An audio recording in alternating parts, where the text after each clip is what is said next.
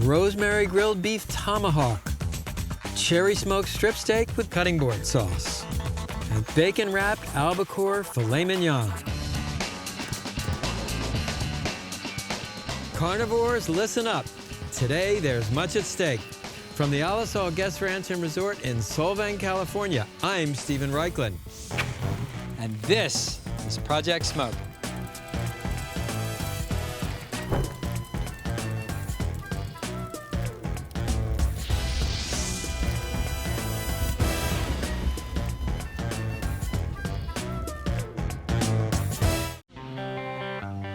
Morning, everybody. This is the first day of Project Smoke. I am so excited.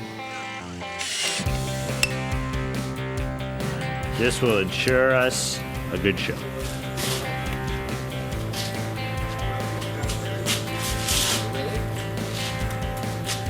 Project Smoke, Season 3.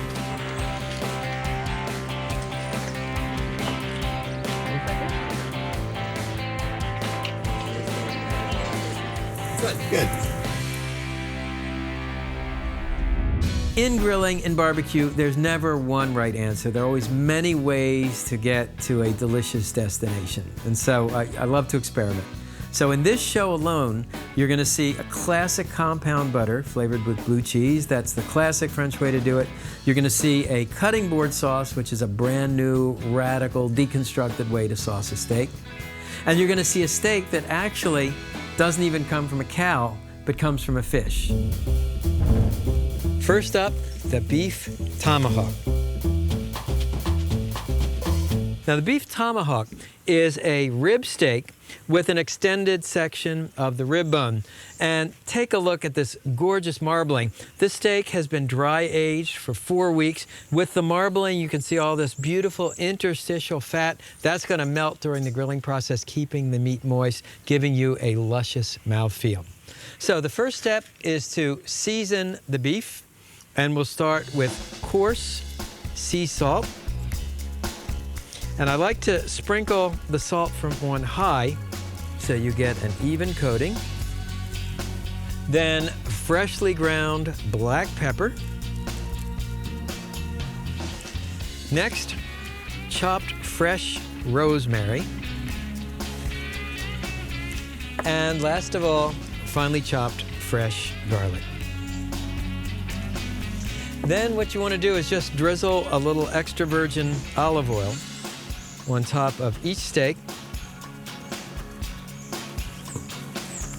Pat the seasonings into the meat with a fork.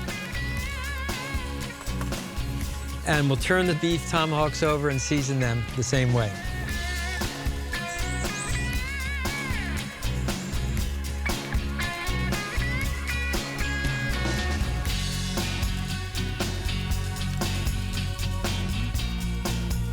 Let the steaks marinate for 5 to 10 minutes. Now, I want to show you the blue cheese butter, and it starts with unsalted butter that I'll place in a food processor. And next, blue cheese made here in California. And finally, chopped fresh rosemary. And you just want to process the butter until the ingredients are blended, smooth and creamy. Then grab a sheet of plastic wrap. Take this blue cheese butter and mound it in the center of the plastic wrap.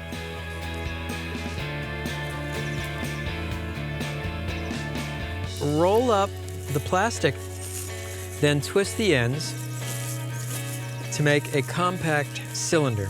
And freeze the butter. That way, when you're ready to serve the steak, you cut a disc of blue cheese butter off. It goes on the hot steak. The butter melts into the steak. Absolutely delicious. Now the grill. To cook these massive beef tomahawks, I'm using an equally massive grill. This is an open charcoal burner, lots of surface area to cook a meal for a lot of people. I built a hotbed of charcoal embers. And as always on Project Smoke, we start by keeping it hot. 1 Mississippi, 2 Mississippi, ouch. Keep it clean. And very important, oil the grill grate. And This oiling process prevents sticking, obviously, and it also gives you an opportunity to clean the grill one last time. And now the fun part. Arrange the beef tomahawks on the grate over the charcoal. And then to reinforce that rosemary flavor, you can lay a branch of rosemary in between each tomahawk. Now, to speed up the cooking time and trap some of that rosemary smoke here, I'll close the lid so it goes down in one section, then the other section. Cooking time, it's about 5 minutes per side. We want to take it to 135 degrees. That would be a perfect medium rare.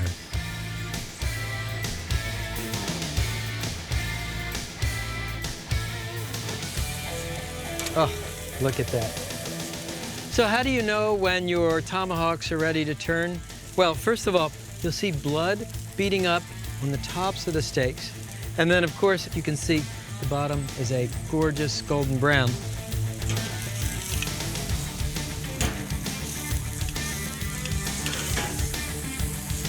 I wish you could smell this, the aroma of the burning rosemary, the garlic, the meat. This is what it's all about, folks.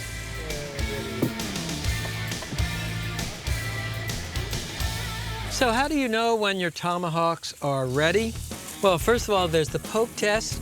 You poke the top of the steak. Very yielding, is rare. Of course, you can get scientific and use an instant read meat thermometer. And you want to insert it through the side of the steak. And I like to take these to about 125 degrees. That's just north of rare, a little bit south of medium rare. Remember, your tomahawks are going to continue to cook off the grill.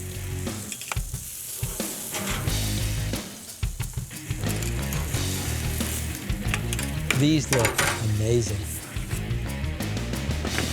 So you want to let the steaks rest for a few minutes. This relaxes the meat, makes the steaks even more juicy. While they're resting, this is that blue cheese rosemary butter we made. And I'll just place a disc on top of each steak. Melt into the meat. It will be something luscious. So let's see how we did. The first thing you want to do is actually cut the meat off the bone. And if you don't want the bone, just leave it for me. Then we'll carve the steak.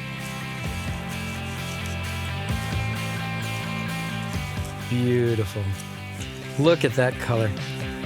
The aroma is incredible. The rosemary, the blue cheese, the fire-seared beef. It's a smell as old as humanity itself.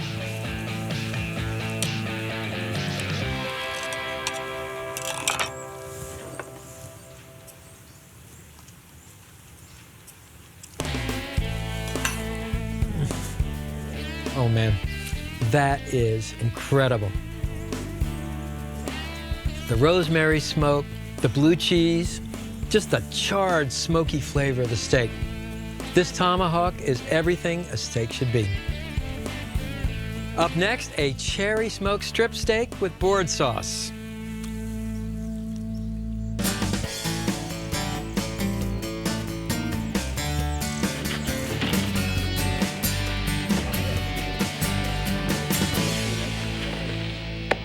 Ready?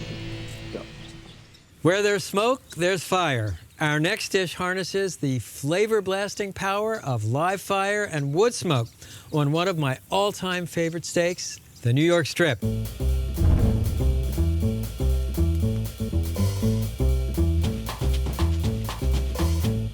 4 fingers thick, 2 pounds of pure proteinaceous pleasure. Step number 1, season these steaks on all sides with coarse sea salt and freshly ground black pepper. The New York strip steak comes from the strip loin. And if you picture a T-bone steak or a porterhouse, it's the larger of the 2 steaks that are connected by a T-bone. Season your steak with an assertive hand, especially when it's a strip steak that's this thick. I'm using a ceramic cooker from Indonesia.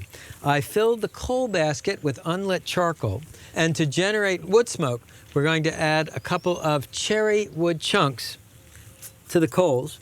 Now I lit half a chimney of charcoal in a chimney starter, and I'll pour it on top of the unlit coals.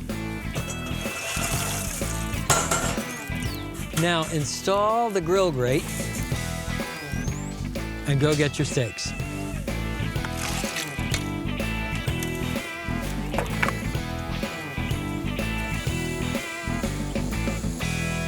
To monitor the cooking, I'm using a dual probe remote digital thermometer. So one probe goes through the wall of the cooker into the cook chamber. This will tell me the temperature of the cook chamber. The second probe actually goes right into the steak, lengthwise into the middle. Close the lid and latch it. And then you want to adjust the bottom vent so it's open about 1/4 of an inch on the top vent. Close it first and then back off 1/4 turn. This recipe uses a technique that's commonly known as reverse searing. That is, you cook the steak at a low, slow temperature to cook it almost all the way through. Low temperature. Then you jack the temperature up and you finish the sear over a high heat. Now what does this do? Number one, if you're cooking with a big, thick steak, it enables you to get the steak cooked through without burning the outside. Number two, I'm actually smoking the steak before I grill it. So you're infusing the beef with a lot of smoke flavor and then putting a sear on right at the end. So while the steaks smoke, let me show you the board sauce. And I've got my remote thermometer here so I can monitor the temperature. We're about 246 in the cook chamber. That's where I want to be. Just 68 degrees, so we've got a ways to go on the steaks. So what the heck is a board sauce? Well, the board sauce was invented by a chef named Adam Perry Lang. His idea was take the ingredients for the sauce, these herbs, place them on a cutting board, carve the hot steak right on top of those ingredients. The meat juices would mix with the herbs. I'm going to add olive oil, and you'd actually make the sauce right on the cutting board. And we'll start by thinly slicing a jalapeno chili. Then we also have a red jalapeno chili, and that will give us great color. And we have fresh sage leaves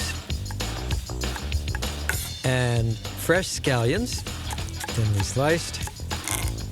Last of all, chopped fresh chives. Then pour about 1/4 cup of extra virgin olive oil over the chopped herbs and chilies. And I can see with my remote thermometer that the internal temperature of the smoked strip steaks is 106 degrees. Whoa, look how gorgeous those steaks are. Burnished with wood smoke. We'll want to pull the thermometer out, take the steaks off, transfer them to a wire rack, leave the grill lid open, open up these vents wide open at the bottom because we want as much air as possible coming through. We want to build up a raging fire so we can finish the sear over a high heat. Are you ready? Here we go.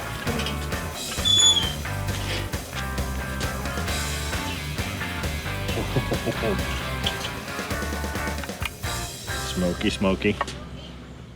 The grill is ready. Now, the smoked steaks go back on the fire.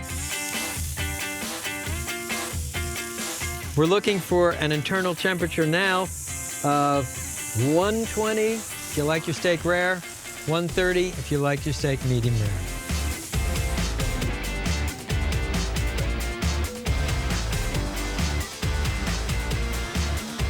And action. We're 131, so just take out the thermometer. They are seared to perfection. And now for the fun part. Take your hot, smoked, seared strip steak. Place it right on those board flavorings. And then carve the steak. Look at that smoke ring. Look how incredibly juicy that steak is. You can see uniform color. Take my word for it, the aroma is absolutely incredible. So now drizzle a little more extra virgin olive oil over the steak. And then start mixing the meat with the aromatics and the olive oil. And the meat juices will mix in to the herbs, and the hot steak will gently warm the aromatics. Oh. And now, the moment I've been waiting for. Take a steak.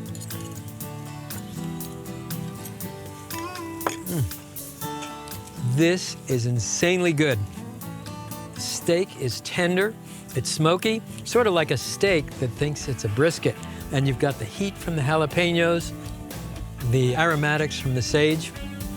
So the next time you cook a 4-finger thick strip steak, remember reverse searing and remember the board sauce. Up next, a filet mignon from the sea.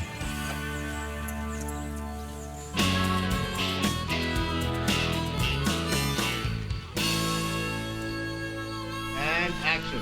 You've probably had beef filet mignon grilled in bacon. This morning we scored some super fresh albacore tuna.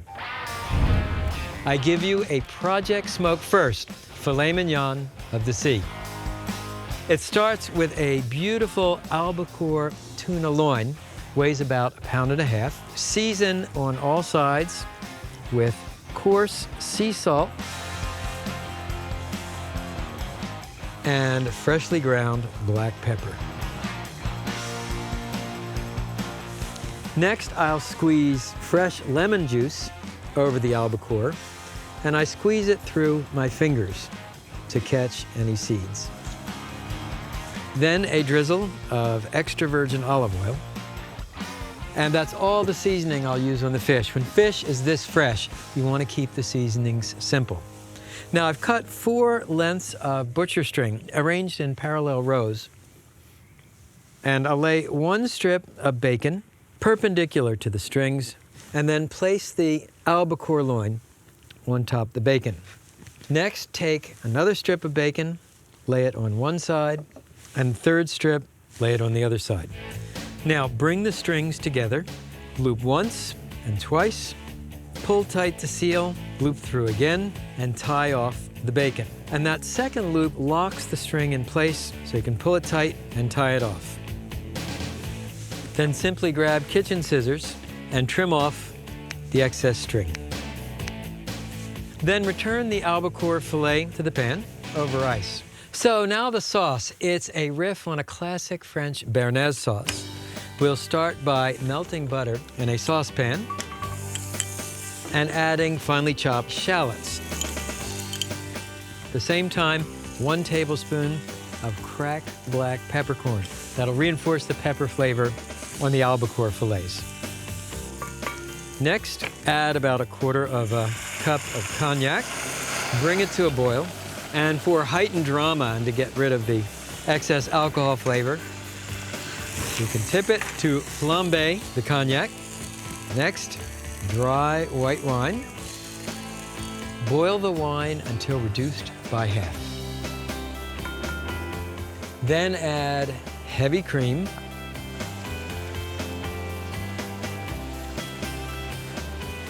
And Dijon mustard.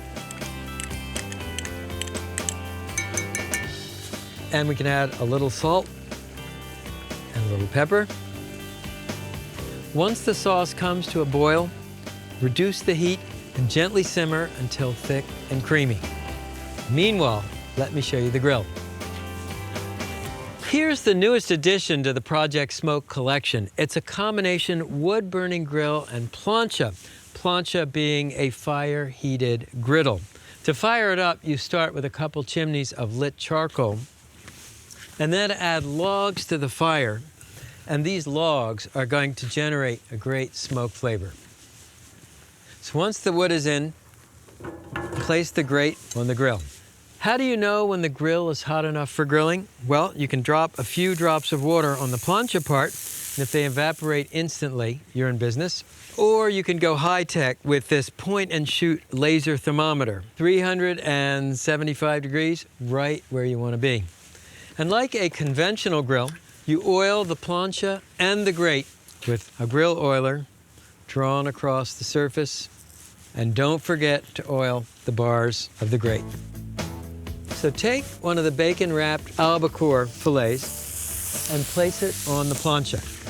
I like to start fish on the plancha to firm it up, and then finish it directly over the wood fire. This is really a quick sear on each side. When albacore is this fresh, you don't want to overcook it. Once the bacon and fish are browned on the bottom, just do a third of a turn, and look at that. No sticking whatsoever. You can smell the smokiness of the bacon. And then we'll turn it once more and sear the other side. Then the last thing you want to do is move the albacore directly over the wood fire. And that's how you'll reinforce the smoke flavor. Give it another turn. Once the fish is seared and smoked, transfer it to a wire rack over a sheet pan.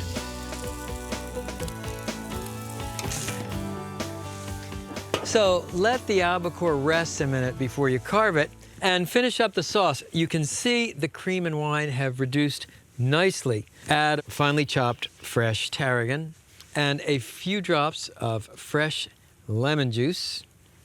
Give it a whisk, and you're in business with your sauce. Take one of the bacon-wrapped albacore loin and snip off the strings.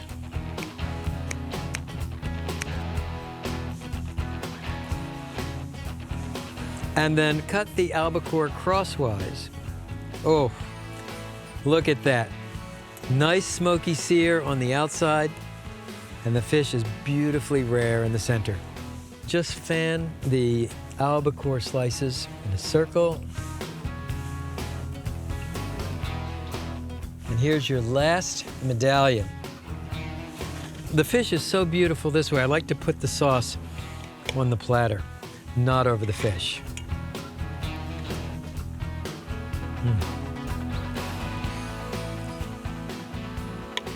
And finally, just a sprig of tarragon. Here you go, your bacon-wrapped albacore filet mignon with pepper sauce. Let's see how we did. And a little more sauce.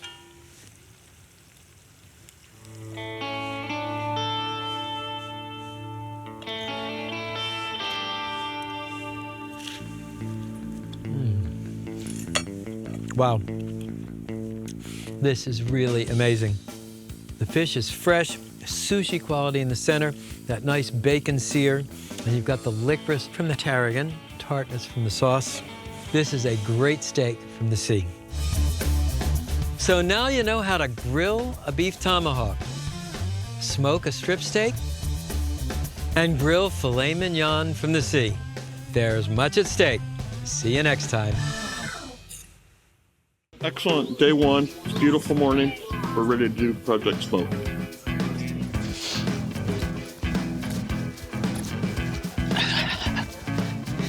Now, are you happy with that?